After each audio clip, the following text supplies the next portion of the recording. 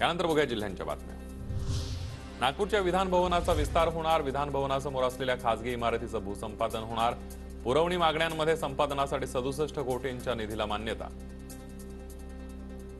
नांदेडच्या माळेगाव यात्रेमध्ये तब्बल 20,000चा कोंबडा दाखल। लातूरच्या या फायटर कोंबड्यानं पशु प्रदर्शनात पहिला क्रमांक पटकावला। कोकण, मध्य महाराष्ट्र आणि मराठवाड्यामध्ये पावसाची शक्यता। काल राज्यामध्ये अनेक ठिकाणी अवकाळी पाऊस। छत्रपती संभाजीनगरच्या घाटी रुग्णालयामध्ये 2 गटात राडा। तरुणावर उपचार सुरू असतानाच 8 ते 10 जणांकडून मारहाण। मारहाणीमध्ये डॉक्टरही गंभीर जखमी। देशातील स्वच्छता सर्वेक्षणात नागपूर मागे पडलं। गेल्या वर्षी 27व्या स्थानी असलेलं नागपूर यंदा 86व्या स्थानावर घसरलं।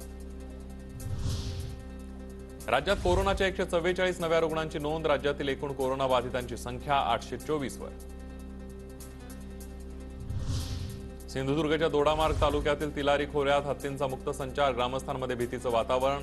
हत्तींचा बंदोबस्त करण्याची वनविभागाकडे नागरिकांची मागणी।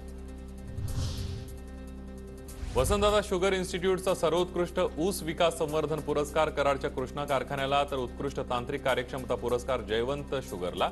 खासदार शरद पवार यांच्या हस्ते पुण्यामध्ये पुरस्कार प्रदान। पालघरमध्ये सराईत गुन्हेगारांची टोळी जेरबंद। घरफोडी वाहन चोरी प्रकरणी तिघांच्या मुसक्या आवळल्या। पालघर स्थानिक गुन्हे शाखेची कारवाई। 5,73,000चा मुद्देमाल हस्तगत।